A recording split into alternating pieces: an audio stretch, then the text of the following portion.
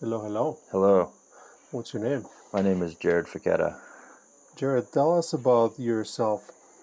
So, I am a Marine Corps veteran, um, martial artist with a strong wrestling background. I wrestled from probably the age of 6. Through my Marine Corps career, I wrestled at the senior level, at the world international level. And now I compete full time in jiu-jitsu. So I'm a jiu-jitsu brown belt. I've had some amateur MMA fights, mixed martial arts fights, and I also do a sport called combat jiu-jitsu where there's palm strikes mixed with jiu-jitsu. Nice. So, you've been here for 1 week Mm, drinking ayahuasca. Let's talk about your experience. yeah, yeah, it was incredible. From the moment I got here, right, the land really sets the setting for anybody who's, you know, looking into retreats or want to maybe follow a curiosity. Really, the set and the setting, the people that are hosting the retreat are the thing that makes the experience what it is. Mixed in with your own personal intentions and um, process. But I will say, having been at, I think this is my 4th retreat center that I've been to. And all of them were beautiful in their own way, and all of the people I trusted, and so they all went very well. But this one has a very unique flavor to it in that the land is phenomenal. It's very, very well maintained. It's a gorgeous property. The waterfall on the property, the animals on the property, but then the people here, the hospitality, and just the intention that goes into every little detail, from the way that the ceremony is set up, from all the little rules and having things the way that they are, the schedule. It just made everything flow so naturally. There was never any pressure, and everybody had a space to get to know one another and just relax and really relax into the space. So time to relax on the front end and time to relax on the back end in between ceremonies. This was really good. And then personally, for me, my ceremonies went beautifully. I really enjoyed the 4th ceremony. Doing a day ceremony it was new for me, and it was, yeah, very profound. How did it feel for you specifically sharing space with other people that are also fighters? Yeah, the energy of the room always matters, and I've been very fortunate to sit with some really beautiful people in my time, and it's just always really cool to get to dive deeper into the human experience and all the different pathways of life that can take somebody. But this one having the unique bond of being fighters, whereas I've been in retreats where I've been all veterans, which is really cool, and it's a great place to serve, and it's a unique place. But fighters, it's a bit different, right? You have this like high level performance mindset. It's almost like the special operations level of the military or something like that, where they're such high performers and they think in such a unique way that it made for a really unique experience. Everybody came in here with some pretty phenomenal accolades and achievements, but really, because of their process, it felt like everybody kind of let that sort of egoic presence kind of go, and then really surrender to the medicine. And there's like a sense of there's this higher purpose, right? So Ian, being the sort of leader of this whole thing, An Athlete's Journey Home, really set the tone for the why, the purpose. It's like, yeah, we are here to do our internal purpose, but why?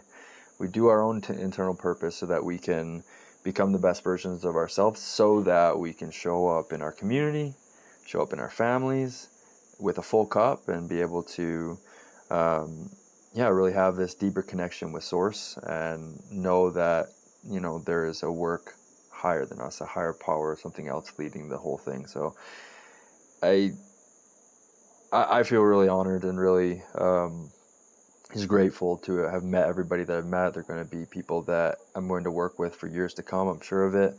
And I can't say good enough things about the group that came. And obviously, you started working with the medicine a while ago, and I'm assuming as a veteran, it's like a mix of PTSD and traumatic brain injury. How are your results so far? Like, obviously, you must be doing it for a reason. Like, what are you observing? What are your hopes for this space? Yeah. 2 years ago, I started this journey with ayahuasca in Peru, and then started working with the Yahe tradition after that, and that's been the majority of my ceremony since. And I will say that my life really opened up. I do think that once you commit to this process, you are committing to an opening of sort of an energetic release valve or something like this. But as you're doing it, and if you have the support and the integration coaches and it's really the support, but also the sort of inner resolve to just kind of like meet spirit halfway. There's always going to be this. Well, at least for me, there's this beautiful shift, and I noticed the shift. Okay, things were shifting, and I felt it in my inner state, my attitude towards life, my appreciation for things. And it gave me more confidence to look deeper at things, look more at where I was misaligned, more at where I wasn't kind of meeting the standard that I know that my soul really asked me for. It was constantly asking me for. So you open this valve, and then you have more images to work with that are coming up and out, and you have to be, it's that much more important to be honest with yourself. So when I got out of the military, I not only was leaving this really secure foundation that I left because I felt abused. Like I felt like the system didn't care about me, and it was ready to discard me at any point. And I loved what I did. It was a great time, and there were certain people that I just like. I'm so glad I met in the military. But as I was getting out, it really affected my relationship with my ex-wife. We got a divorce, so that also triggered a snowball effect of things because I had been with her for it had been 13 years, you know. So there's a long relationship really weaved into my life, and so to untangle some of these like things from my past took a little bit of time, and I'm just so grateful I had ayahuasca to help me, to like work with me and be really graceful at times. And sometimes she was hard. Sometimes I was purging my guts out, but that's what I needed, you know, to really know that things were happening, that there were things inside of me, that toxins that I got from being exposed to whatever in the military, or whatever's put in our food, or whatever's put into our consciousness energetically through media or whatever it is. It's like the more I did the process, that like like doing the integration on the back end and changing my habits while my brain is more in a plastic state, like I've changed my relationship to almost everything. Myself will start with, and my parents, and then how I relate to women, specifically romantically, and how I relate to cannabis, substances, all these things. It's like a lot of things I was able to just observe the relationship more often, and observe the conversation that's going on in my head. And I feel like things just kind of got, like if it was a computer, feel like a lot of the junk data just gets wiped. And I don't really know where it went, and I don't really care, because then you have a more open space to start to put good things back in, and Mm-hmm. more in tune with what I actually want to be, what I actually want to show up as in my life. So yeah, the medicine's been phenomenal for me in the last 2 years. Last question, like what would you say to someone, let's say fighters or veterans or just sort of, let's say like extra masculine guys that would be like, yeah, this medicine is that's like some hippie stuff, like Yeah, that's kind of maybe afraid it's gonna take away their edge or make them soft. yeah, yeah. I hear that a lot from guys. They're like, oh, like there's this my buddy who's a fighter who's been wrestling with the idea. He's like, well, I just don't want to lose, like you said, my edge, or like I don't want to, like, you know, like this is what keeps me sharp, this is what keeps me going, and all these things. But I always challenge and say, like, but you're you're creating so much suffering and so much, like you're coming to me with this problem and this problem and this problem. But it's like, and usually it shows up in relationship, right? It shows up in their relationship to the feminine a lot of times. And I learned this a lot about this in my Jungian master's program, where it's like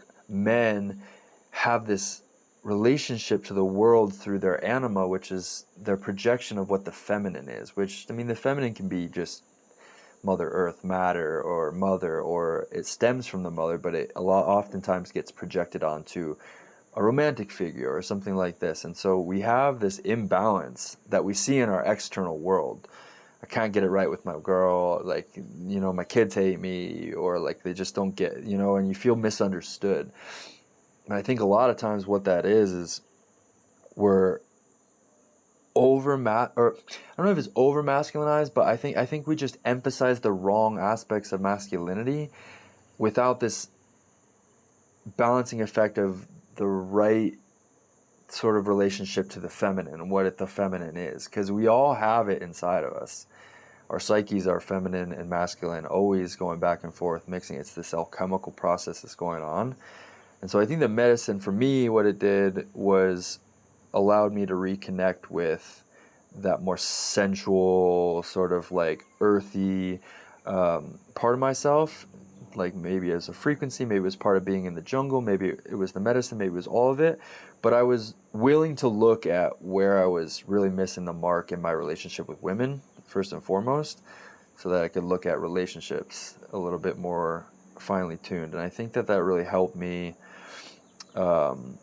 realize that when I'm balanced and I'm being more of who I truly am, that actually makes me a better fighter. It's not that I'm still have my own conflict, that I can sort of choose my conflict a little more intentionally, maybe.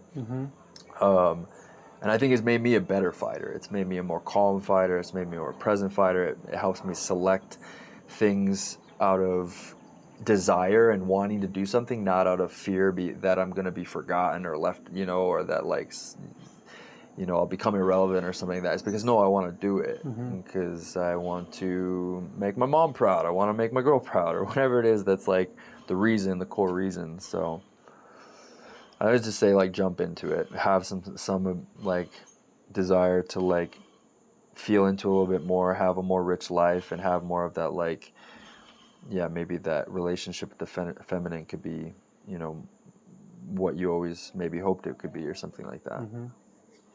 Yeah, because ayahuasca is sort of feminine spirit, and I think it helps with that as well. Thank you, Jared. Thank you for sharing. Thank you for coming. Let's hope more people will want to join us. Absolutely. Thanks, Sam.